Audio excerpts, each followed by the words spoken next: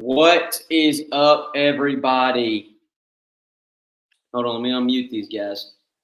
Are we on mute? Where you're good to go. What is We're good up? to go. What's going on, man? Well, as you can see, we're missing somebody today. So He says, hey. he did say hey. But so yeah, we won't talk about him too bad. We had a tournament this weekend, and Gavin's still up there with his parents and stuff like that. So he's gonna spend time with them, and we're gonna talk to y'all about how the tournament went and what I could have done different. And if Gavin has any input, he'll put it in the comments. So, all right, Cal, just hit it off and tell us how Old Hickory was to you and your practice, how it went, how you was feeling during practice, and then we'll go into the tournament day. We'll throw our input in. Yeah. All right. So the first day of practice was Wednesday for me. I get there on Wednesday and top water bite. You think top water would be great because the water temperature was anywhere in the 70, anywhere from 68 to 70 degrees. The water temperature was. So we were like, oh, this top water bite should be pretty good. They should start moving shallow, chasing shad and stuff. So I get out there and I'm throwing top water, spook, buzz bait, everything. I got 2 bites on. I was like, okay, maybe it's just not that great in this area. So anyways, halfway through that day, I go out and start fishing bluff walls, and I start getting bit big time. I'm like, all right. I ran 2 or 3 more bluff walls and got bit on both of them. And then I was like, okay, let's go find some other stuff. Started going in some pockets, not getting bit, laydowns, not getting bit. And so that was then the first day. Second day of practice, go find every single bluff wall I can find. I'm getting bit like crazy. I'm like, oh, this is a good pattern. Catching one fish off each bluff wall, and I'm leaving it. I think I ran a total of 12 or 13 bluff walls that day and got bit on every single one. And that was the final day of practice, right? 2 was the days of second running day. bluff walls? Yeah, that was the Okay, second day. I second had 3 days. Okay. And so my last day of practice on Friday, I found one other bluff wall. I ran it and got bit. I was like, okay, they're on. And so I just went around and started running like docks and stuff. I had like a few little bites here and there, but nothing big. And so at the end of practice, I'm thinking, man, this is going to be a good tournament. I got a chance to win this thing with the bites I'm getting. I had a great practice. I'm excited for tournament day. Mind you this, it was sunny and during practice. Conditions were perfect. Tournament day rolls around. It's raining, cloudy. So I'm like, all right. So they shouldn't really hurt these bluff walls. They shouldn't move around too much on them because I was thinking these fish out on these bluff walls are resident fish. But I caught one on tournament day on a bluff wall, and it was my biggest one. So luckily my co-angler was from there, and he actually took me to another one spot, and they were schooling up back there, real shallow water, this deep, and we were cranking it, just bouncing it off the bottom.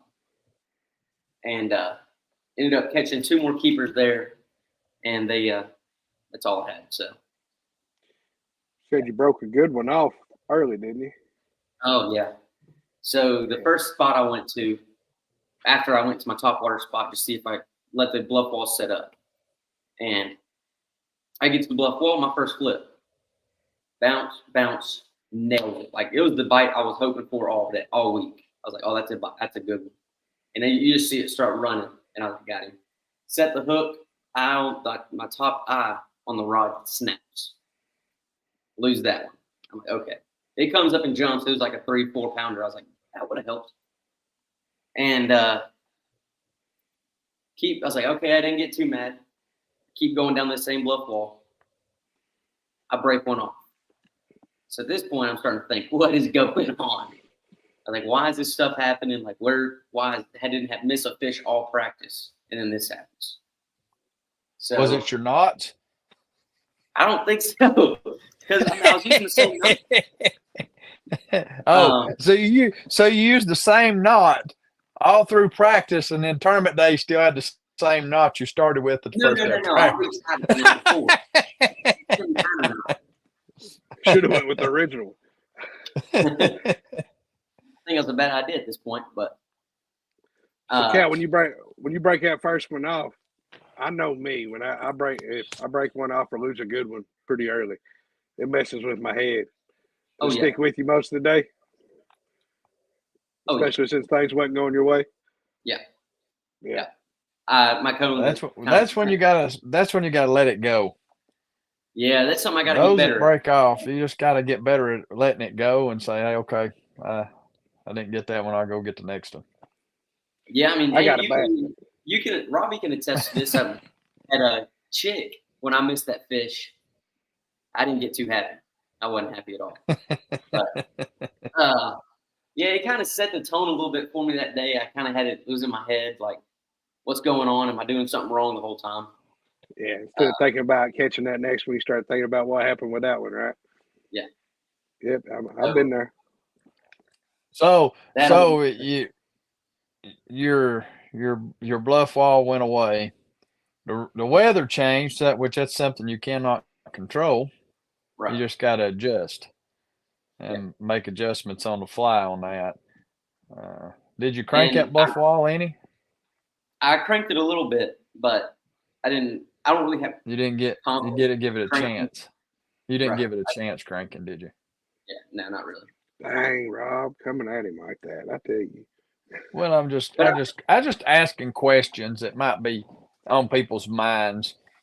Did you throw a buzz bait on that bluff? No blow ups. Yeah, I threw a buzz bait on it. No blow up. So what was the cut weight? What was the final cut weight on the boater side? Hey, I just looked it up. 10 pounds, 9 ounces. 10-9. Yeah. And 6 So they didn't bite well. No. Nah. But I knew I could have had 10 pounds. During practice, I was showing at least every bit of 14, 15 pounds on bluff walls every day. Yeah, it looked like 31, 31 won it, I think, today. So.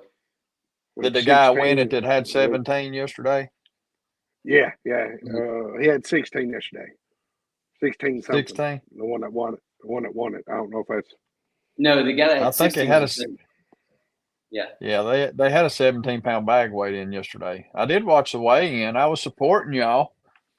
Yeah, and you kind of disappointed me. I mean, I'm sitting there and I'm watching the whole weigh-in, and the tournament director says, "I know I've got one more person's got to weigh in some fish," and I could hear him talking on the camera, asking about if he needed to weigh his fish in to make it to regional or not, and he told him, "Yeah, weigh them in." I was thinking, that ain't Cal. Cal ain't going to the regional there, and then Cal never come across the stage, so I called him. I said, "What's the deal? Did you break down?" Yeah, no. Honestly, I feel like that'd have been a better outcome for me because at least I would have caught him and broke down. I didn't care. No, you'd have been madder. If you'd have had 12 pounds broke down, you would have been furious. Oh yeah. He'd have been on that trolling motor trying to get back and paddling. Yeah. Well, the big question is before we go any further into the how everything went bad this weekend. Who won? You were Cal or Gavin? On paper. Well, on paper he won, but technically it goes by on paper, right? Technically, yeah. You should have weighed in so you could at least beat him. So technically you're still stuck with Pookie. Poopster. Hey, if Pookie will bring me luck in a tournament, I'll be okay. Just not in practice. I think he's good for you in practice. Did Pookie go with you down there? Oh yeah, he was in the boat. Gotcha. Yeah. But Gavin didn't have a good tournament either. No, Gavin, and he didn't really have a good practice either. He was kind of scrambling around. He went on that real shallow bite, and he was catching 3 or 4 keepers a day during practice, but he never could get that good bite. I don't know if it was just his area he was in or what was going on, but you feel like them fish were in a transition period down there where y'all was fishing out? 100%, 100%. When I talked to Gavin, he felt like he was ahead of him. It was just a matter of them catching up or whatever. And I'm sure that boater on boater draw probably didn't help anything. Yeah, he wasn't happy. He got bad luck with the boater on boater draw. Yeah, he did. And Cal slips in there and gets a co-angler. Neither one of y'all linked, did you? No. So it goes to show you need a co-angler link when you fish at BFLs for sure, or there's that possibility it will happen to you, boater on boater. 100%. That's the only reason Rob keeps me around. Well, listen, I've been drawed boater on boater. It is very uncomfortable fishing up front with somebody you're fishing against. Right. So it gets in your mind, it gets in your head, and I'm sure that was in Gavin's head all day long of having to share. You think with my boater on boater draw, I'd done made the regional, so I really didn't care because I'd won that first tournament, so I didn't really care. I was swinging for the fences. Yeah, so right. We fished out of his boat. We fished everything he wanted to fish. We did fish some of my stuff, but the wind was blowing too hard for what I was doing. I was basically, but I got to fish off the front with him. But in my mind, when you're watching in that tournament, I was watching him catch fish. on a bait that I did not have.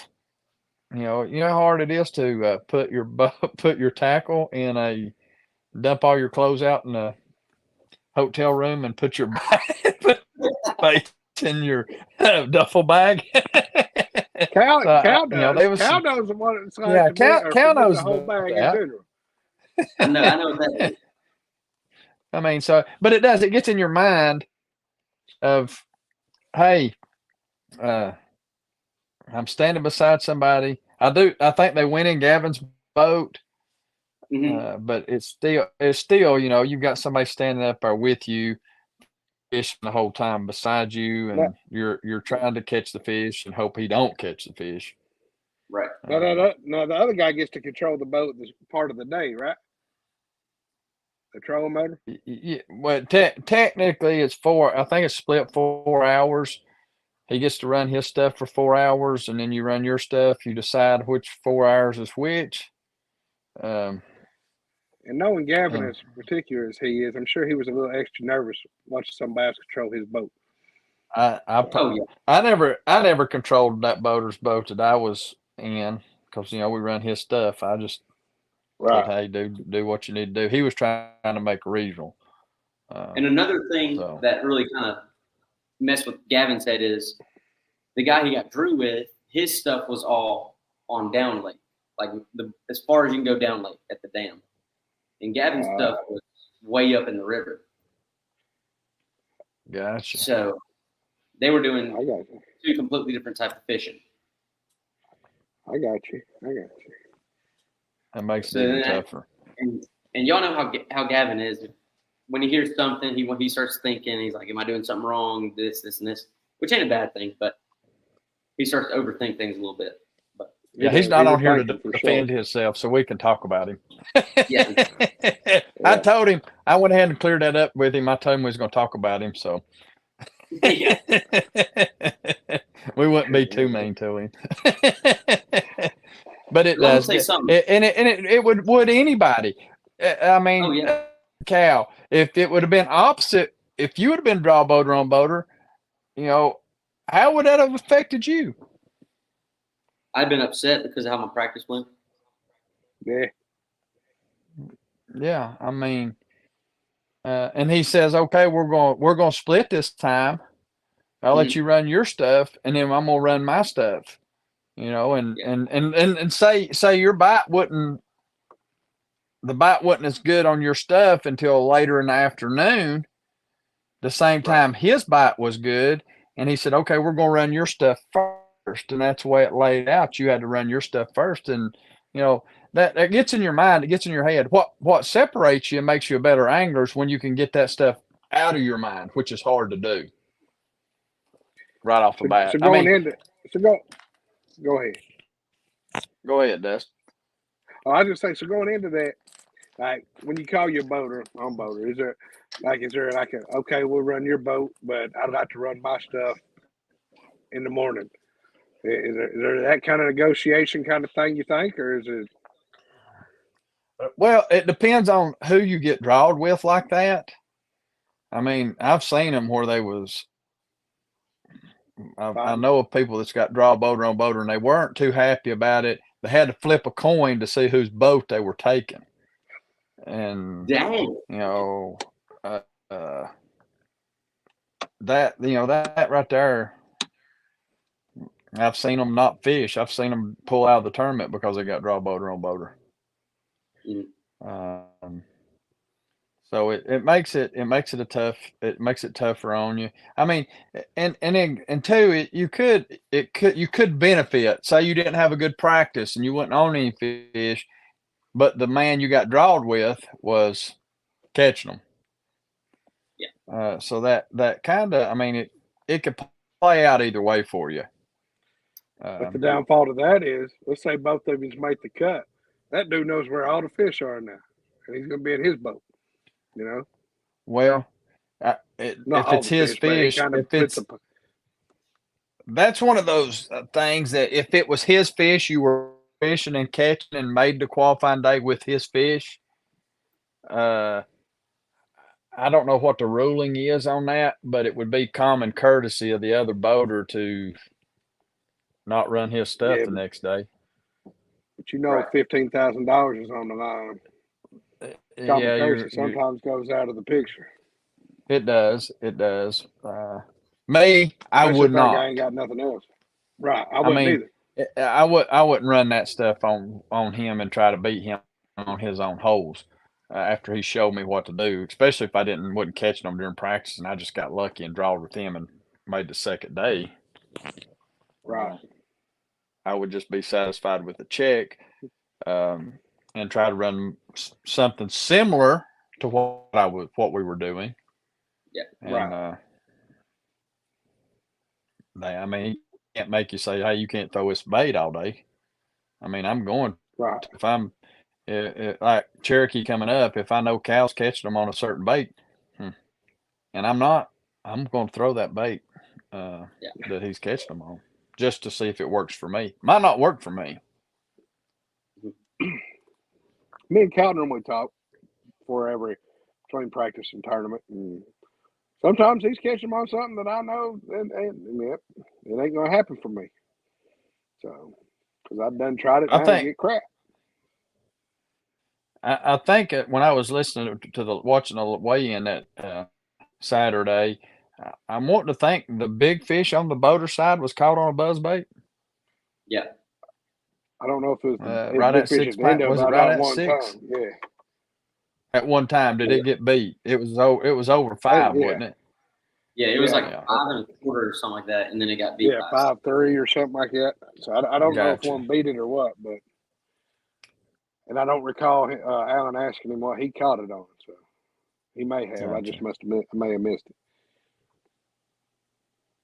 it.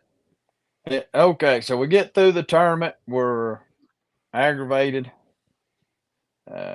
We get to go. We get to go have a pretty good time at the wedding. I'll say this. Let me say this. I'll say this. I did get confident in shallow water cranking. At the end of the day, I did learn like how to feel things and like stuff like that with the crankbait and catching fish on it. I learned like that's one good takeaway I can take away from this tournament. So you learned a new technique. What crankbait was you throwing? Bandit. A Bandit? Yeah. Bandit 300, 200, 100. Hold on. I think I still got the package in here somewhere. Hey, Steve. I opened it up. It was one of my dad's old ones. I opened her up. What color was it? Purple. It was a shad with like a orange or red belly on it. It was weird. It had like orange stripe going down, I think. Sounds like the penguin color and see, I have one that's kind of close to it. Is that the penguin color, Rob, with the orange belly? On the DT series? Yeah. I don't have one up here. I can't remember. 200 series. It was a 200 series. Yeah. I ain't got the Bandit, but I got the others. Bandit's a good crankbait. Yeah. And of course I had to lose it because one of the fish had all 6 hooks in its gullet. So you just left it in it? I wasn't gonna kill the fish. He probably choked to death. Oh, get this. So after I'm just throwing my fish back in the lake at the ramp, I left one of my cold tags on the fish with the and I threw it back in there. I was like, oh, my cold tag. And I see my cold tag come back up. The fish is still on it, and I just get my net and scoop him out of the water. I thought maybe it swam off and you never seen that cold tag again. Well, see, I was going to tell everybody if I was on Old Hickory and caught a fish with a cold tag, there's probably a crankbait in its mouth too. Hey, before we went to Norris, on the Norris Facebook page, somebody caught one and it still had the cold tag on it. As he posted a picture, and was like, if anybody's missing the cold tag, I got it. Well, see, it disappeared at first, and then you see the cold tag start bouncing on top of the water. I was like, oh, he spit it. No, the fish was still on it. That's funny. But yeah. So tell us about your ride home today, Cal.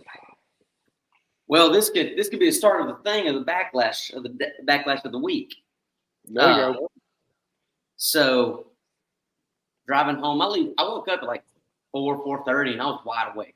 I'm just going to head back home, get home at a decent time. I'm putting along, going. I get it right before I get into Knoxville, no more than 3 miles away. My truck just starts going like shaking like crazy. I'm like, this ain't good. And so I thought one of the tires on the trailer came off or something. I was trying to look back there, and I was like, you know what? Let me just pull over and get out of the interstate before something bad happens. And luckily, there was a weigh station like a quarter mile up the road. I was in a fast lane because I was going about 75. I was passing people. And I get over finally all the way across. And as soon as I pull into that weigh station, I see my truck goes, doo, and I see my tire just going. I was like, uh-oh. So yeah, they said not the bolts, but I guess rod. The bolts that connect the tire into the lag bolts. Yeah, the lag bolts. They all snapped. So, yeah. Lesson learned. Maybe we shouldn't pull boats at 90. You know what I mean? Well, I mean, Cal's got that. We're in Coleman, Alabama. We're going to the dam. I don't know where in the world I'm at. I ain't never been there before. And we're going to go down to the dam to practice one day. So all 3 boats was headed that direction. And I said, I'll just follow y'all. Well, Cal and them, I was behind them. I couldn't keep up with them. They was flying. I was like, gosh, we're in a 30-mile-an-hour zone, and they ran like 65.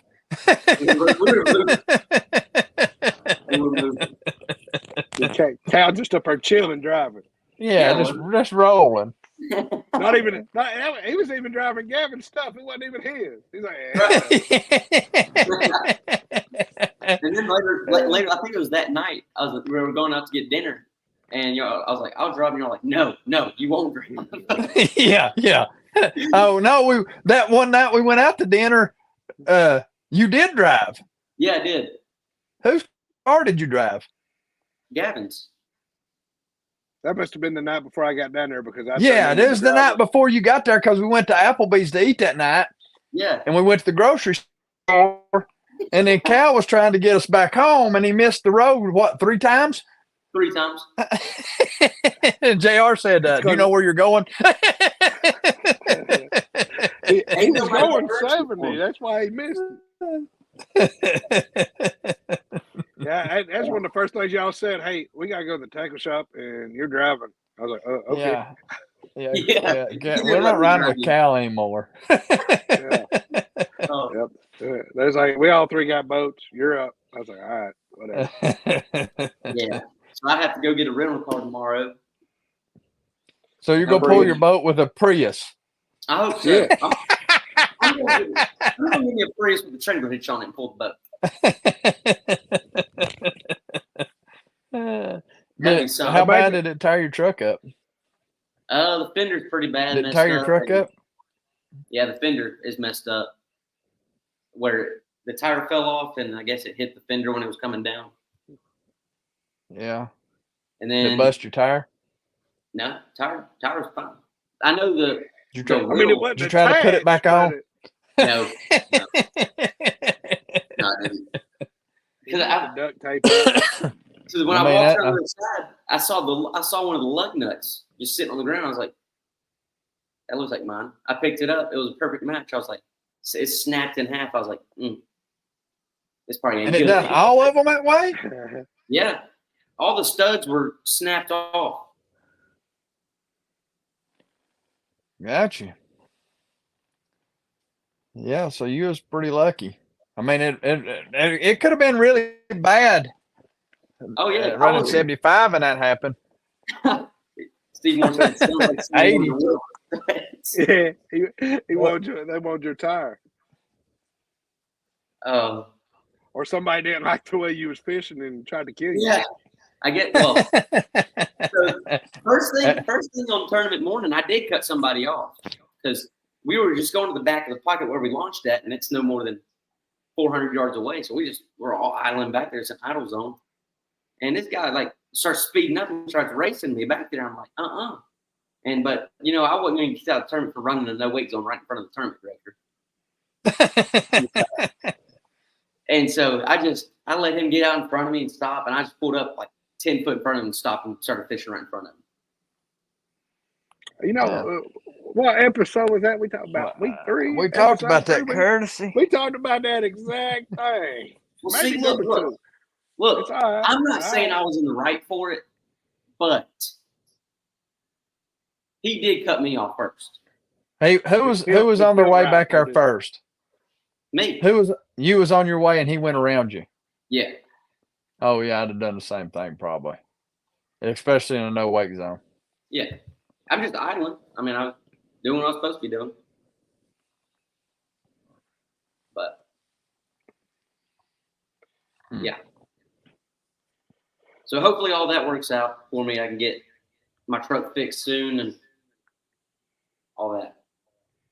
I want to see you show up next week with a Prius to get your boater. Yeah. I'm lucky I wasn't driving down the interstate with that. Oh yeah, it would have been real bad. It could have tore your boat up. Could have killed you. Steve Morse. Yes, that's my father. He said he'd ride with you. Heck yeah. He's like, hey, I don't know how he is. I don't know how he is with cars, but he's a great boat mechanic. He knows how to connect the dots to get it running. Yeah, I don't know. It was the craziest thing because I was like, I'm gonna be back home by no later than 10 o'clock in the morning. I was like, this is gonna be a great day. I can go home, take a nap, do all my laundry I need to do for work. No, I didn't get home till like 3:30, and then I took a nap. You made it home safe. How'd you get home? My dad ended up driving all the way from Tullahoma to Knoxville. He picked me up in the boat and took it back here. So my truck is still in Knoxville right now. Did he drive all the way back to Tullahoma today? Yeah, he left as soon as he dropped me off. Get out, son. I'll take your boat. Gotta go. He's probably saying, my gosh, my kids killed me. I had stuff planned today. When I called him, I could hear he was getting ready to go to church this morning. And I was like, hey, I don't know what to do. My truck broke down. He goes, what happened? I said, well, I was driving. It started shaking real bad. And I saw the wheel start going past me. So he said, well, I'm on my way. Just stay there. I was like, well, I'm going to get a record to get this off this weigh station exit and stuff like that. So. Gotcha. Yeah. Was you right in the middle of the lane in the weigh station? No, I pulled it off even though the tire wasn't on it. I pulled it off where I wasn't. Grinding into the asphalt. Yeah. Oh, mercy. But hopefully it's not as bad as it looks. But I seen a picture of it. Gavin sent me a picture of it. Yeah. Or you did. You did. Somebody did. I think Gavin did. Gavin might have. Yeah. Because I didn't tell you about it until I got home. Yeah. Well, he sent me a picture. It was later. I right before I talked to you, I talked to him. Yeah. So next week, boys. Next week. Next week. Next week. Week after next. Well, I mean, we're technically in this week. I mean, technically, yeah. I mean, on the calendar. We're 2 Saturdays away. 2 Saturdays. How you feeling about it, Robbie? How you feeling about it? I don't know. I'm not. I get released to go back to start fishing on Tuesday, so I've not been on the water since that Thursday night. Me and Dusty fished before my surgery. And we didn't catch a thing. Oh, it was rough. So I don't know. I really don't know what to expect. I'm hoping that they'll bite shallow. I doubt it. I don't know. These cooler nights are going to help us. I think maybe. I think it's still going to be a tough tournament. I'll just be glad to get back on the water, start fishing again, and get back in a rhythm. I don't know how good I'm going to be at fishing body wise. I'm hoping by the tournament, by the practice week, that I'll be loosened up enough to where I can just fish and give a swing at it. Right. What day you starting to practice, Rob? I'll fish that Tuesday night, which will be our Tuesday night classic. I'll fish that Tuesday night. So I'll start my practice days Thursday and Friday of that week. Yeah, that's what I'm gonna be down there with you. I've got to get back to work tomorrow, and I don't know how much I'm gonna be able to do work wise, but it's overrated. It is overrated. Just go ahead and retire, Robbie. Yeah. You're getting about that age anyway. I hear you. I'm not that old yet, boys. I ain't hit 50 yet. True. People's like, is Rob your uncle? No, he's my cousin. Man, I'm at that. I said your hair looks good. Yeah, thank you. Thank you. Everybody likes to talk about my hair. I am bald. Yeah, you are. Is the glare? Do I need to wear a hat to keep a glare off of y'all? Look who's back in the chat. Gavin Cloutier.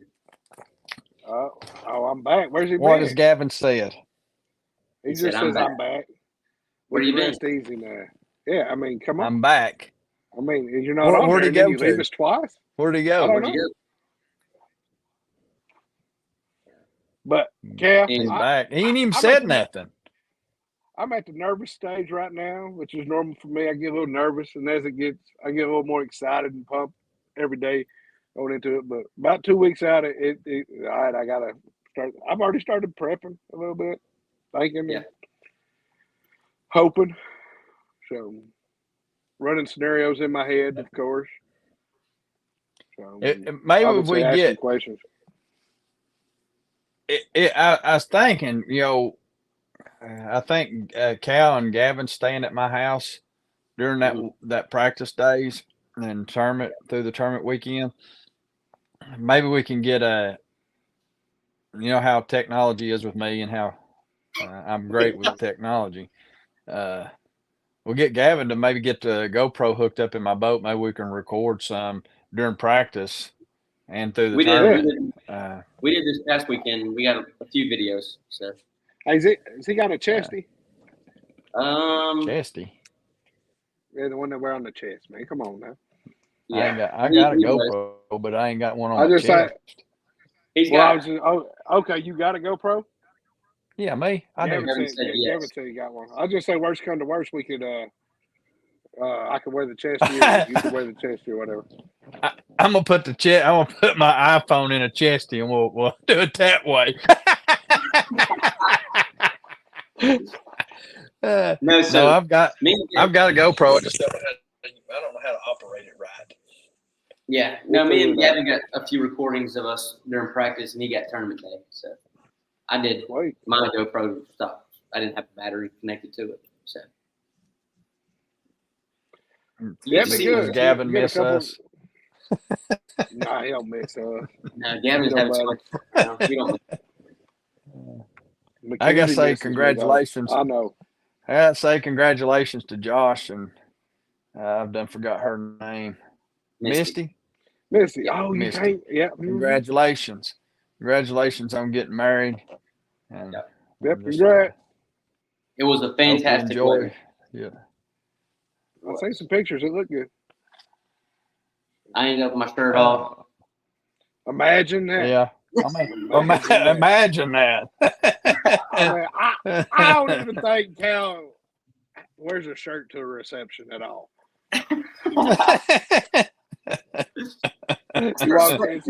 Was you tearing up the dance floor, Cal? Oh, I started stripping, man. I got a stripper pole, started stripping on.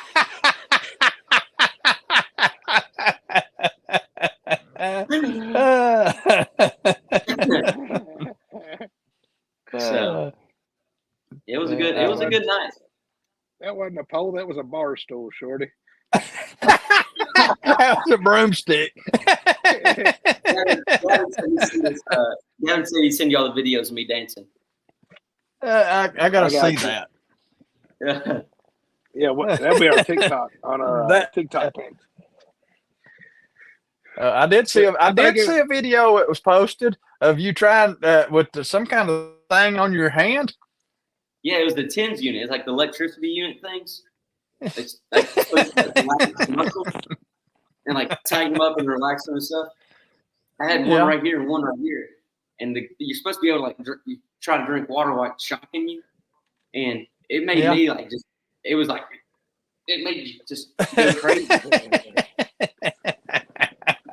It was bad. That was funny video. I don't think. Did you even get any of that water in your mouth? No, I couldn't. My arm kept going.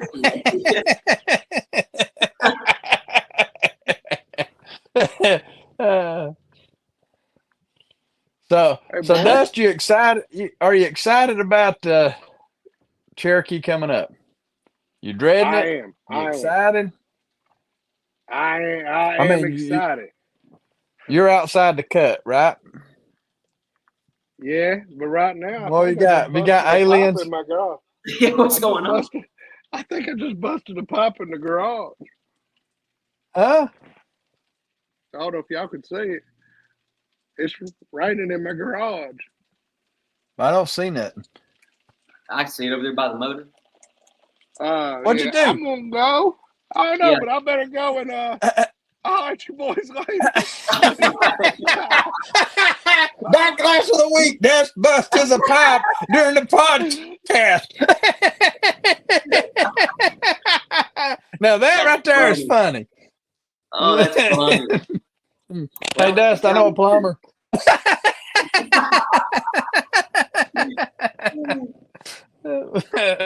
How does he bust a pipe? I don't know. Sitting in his boat. He needs a plumber. He had the trim switch on his motor.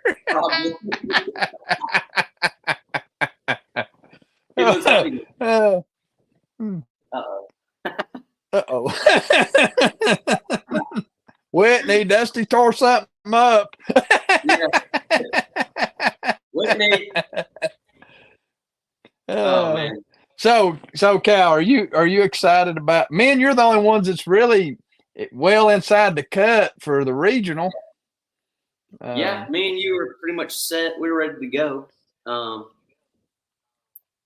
As far as the Cherokee tournament, I haven't been fishing well on Cherokee lately, but it's also in that weird time of the year on Cherokee, and I don't know. I think I need to catch 2 fish to be fishing on Sunday. Make the cut. And I think it's very doable if I can get, I don't know, shaky head, hopefully. Flipping, maybe, or top water. Yeah. It really is. It's hard to say what them fish are going to be doing. It's depending. They are pulling the lake now. It is falling. I hadn't checked it in a day or two. It was at 1071, I think, at one point this year when it was before they started bringing it back down. I'm thinking it's probably around 1065, 1064, maybe even lower than that right now. I'm not sure. I hadn't really checked it to see, but it'll depend on what they do next week, how much they pull that water, how much it goes out. It might turn the fishing on once that water level gets down there. But as long as they leave enough water in it for us to get where we need to get to. I don't think you'll see anybody keep pocheting it if the water gets way down. Unless they're in a jet boat. That's a long ride dam to dam. That's basically what we had to do at Cherokee. We were fishing in water this deep. Yeah. Did you try to throw a rattle trap down there any? Gavin did. He didn't catch any on it. Did And I'm thinking on that where I was catching them on that crankbait on that rock pile about anywhere from 4 to 6 foot of water right there. I feel like I could have threw a rattle trap because they were busting. They were literally schooling on shad everywhere. Like they were coming up and busting everywhere. And I mean, I don't know. It was.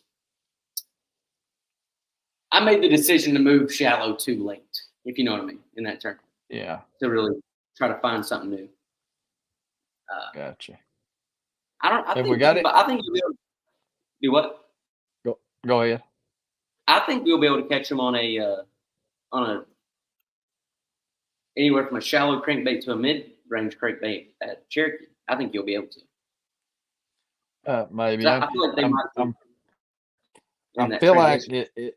I feel like it probably that weekend I will have a deep cranking rod with me, but I think a lot of my stuff's gonna go to shallow water cranking. I'm gonna reload the boat with my smaller stuff and take most of my bigger stuff out. And hopefully a topwater bite will be better too by then. Yeah. I know in the past it has been tough, like the Mountain Division tournaments.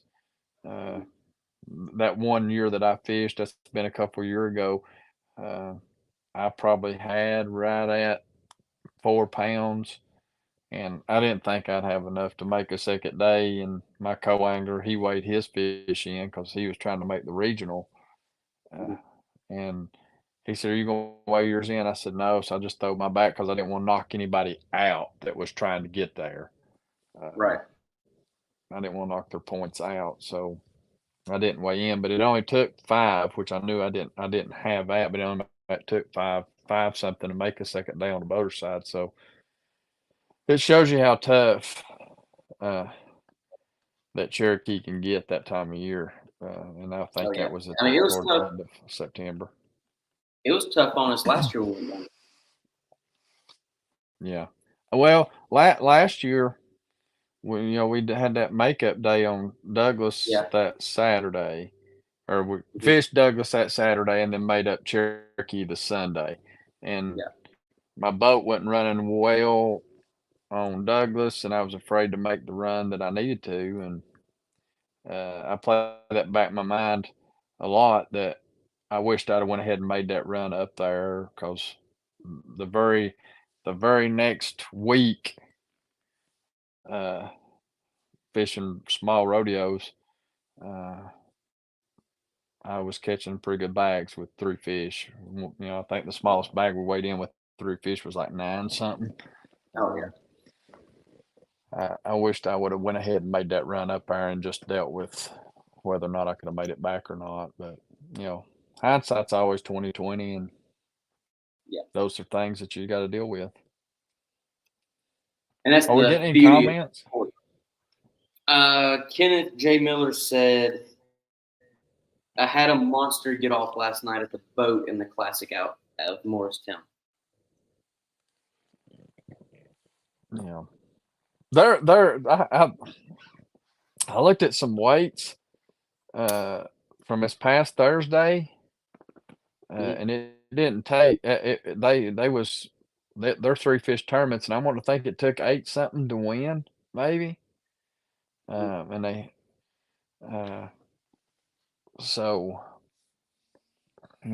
Tuesday night I put that tournament on and went down there. I didn't get to fish. I just went down there and blast them off and weighed them in when they come back, and it only took 612 to win Tuesday night, but the second was 610, and then the next bag was 590. So these are 3 fish limits. So I'm thinking if you've got 10 pound on Cherokee during that super tournament, you're probably fishing, depending on how many boats is in it. I mean, y'all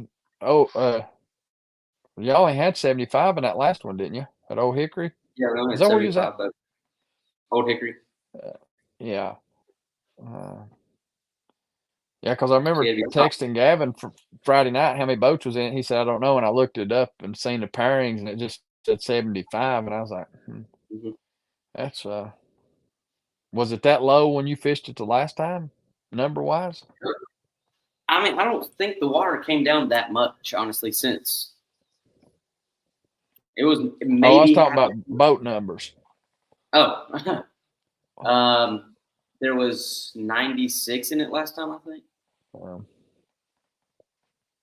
I'm figuring we'd be lucky if we have 100 fish. Maybe they might be a little more than 100. I don't know. I was thinking some of the local sticks that's around here. I know of one that'll probably fish it for sure that normally does pretty good on it. But with the entry fee and them having to pay a membership fee, that's a lot of money for one tournament. It is. But you know, you'll have locals jump in this and coming up, but I think those that are right there near the cut line will probably fish it to try to get in. That's what will make the regional. Yeah, they'll be there. I mean, the only shot that I've got that to win Angler of the Year is I got to win that tournament, and the top 10 in front of me right now has got 0. And I don't see that happening. The only chance I got, I'm kind of in the same boat. I got to get a lot of points. I'm sitting in 7th, but I would feel pretty comfortable with 14 a day of having a shot. It might take more than that. I'm not sure. I was going to say 30 pounds is going to win that tournament. Someone's going to catch them. They always do. Yeah, possibility. I would say we'll probably see a 16, 17 pound bag weight, maybe. I don't know. I mean, on Friday nights, I don't think they've been catching, I think 13, 14 pounds, maybe. There's been a couple of times that they've went bigger than that, but. How much, are you allowed to keep more than one smallmouth now or no?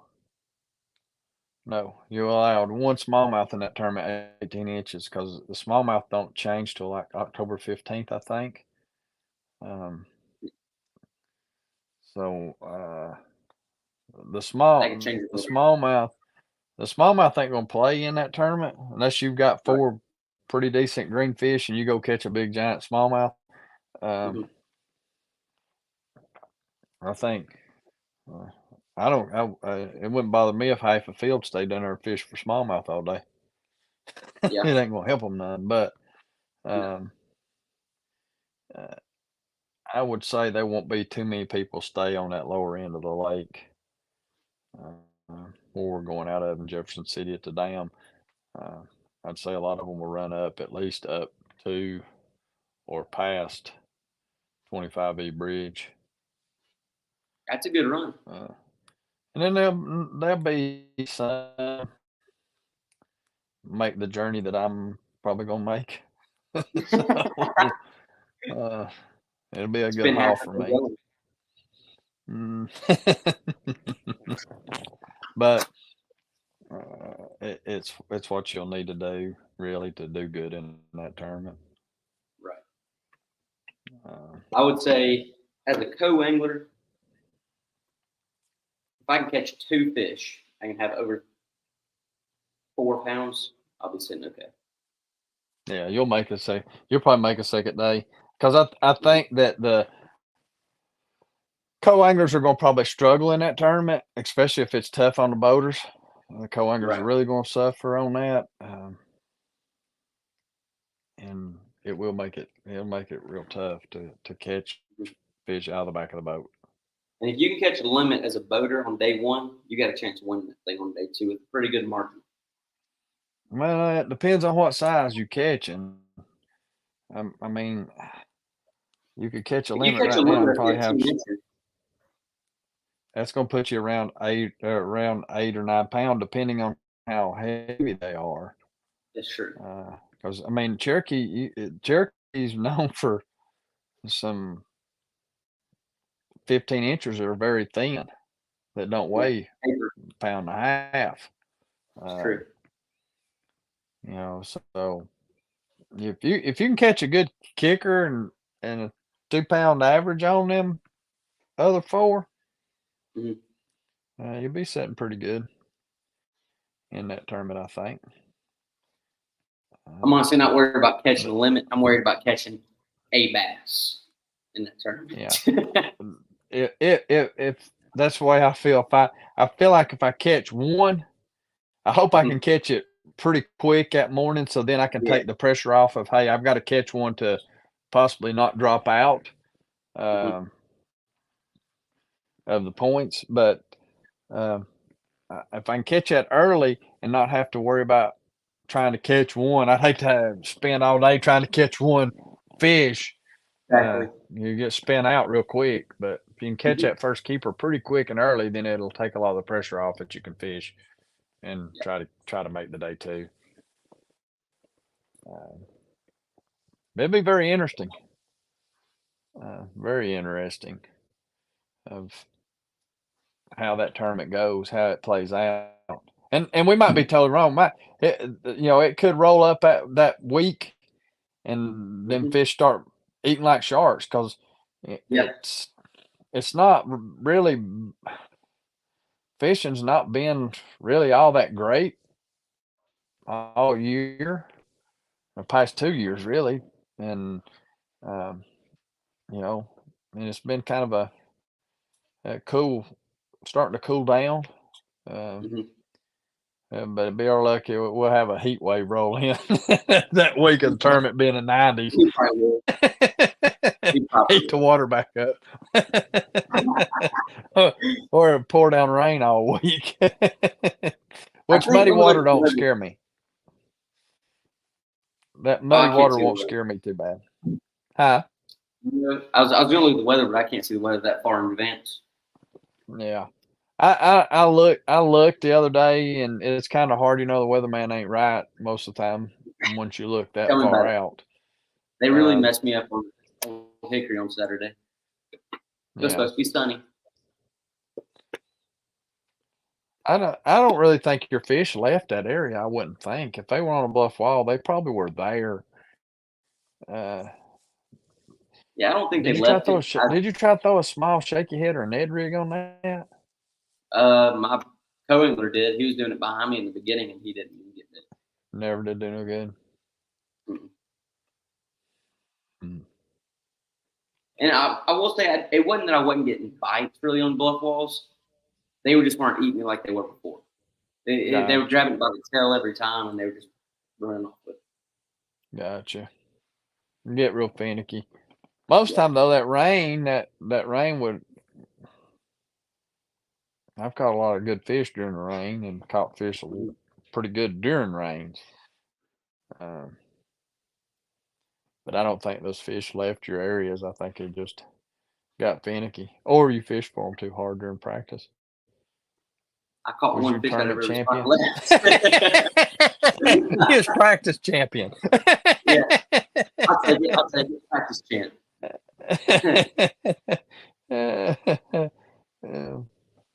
So, what's one thing you want to tell the audience before we get off here? Huh? What's one thing you want to tell the audience before we get off here? That it was a bad weekend for us. Y'all didn't do no good. Tennessee lost. Yeah, what about that? I was very upset with that ball game. Yeah, the refs didn't help but Tennessee, the refs didn't help at all in that game, but Tennessee didn't play. Tennessee didn't. They just, I don't know. It was just when they was hitting guys to tackle them, it was just like they was trying to use their shoulders to knock them over and not wrap up. And everything it's changed. To me, football's changed a whole lot. Oh yeah. I remember when I played as a kid. When I was 12 years old, my last year of Little League football, I know in the bowl game I played in, I had a concussion. Probably I was a quarterback, and I had a concussion the whole game. Didn't even know it. There wasn't no such thing as concussion back then. It was like a daze. But they made it where you can't really hit people. And I understand their rulings of why they do it, but they've took made it more. I don't know. I won't say. Yeah. But anyway, what would you do? What? What was Go that? ahead. Did we push an hour tonight? Was we able to push an hour tonight? Right at an hour. Hour and 36 seconds. That's good. So, yeah. Well, so on the before we get off here, next week will be our podcast before Cherokee Tournament Week, before the practice. So hopefully we can get in more depth with what's going on. Maybe I'll know a little more about fishing on Cherokee by then. I'm probably going to try to practice Saturday morning just to see. I might fish a tournament Saturday morning if they have one, maybe, but at least get out there and practice and see what's going on. Yeah. I've enjoyed it tonight. It's been weird. I hope Dusty's basement ain't flooded, but I know. I've enjoyed the podcast tonight, even though we haven't left us high and dry, but I understand all. He knows I got to give him a hard time. I'm glad he gets to spend time with his dad, and I hope he enjoys that. You got to take advantage of that. So, but I enjoyed the podcast tonight. Yeah, it was a good one. Anyways, I hope you have a good night and a good week. We'll be back here on Sunday. Everything will be uploaded on our Spotify, Instagram, YouTube, stuff like that. So make sure you'll go check us out on all the other platforms. And we'll see you guys next week. See y'all later.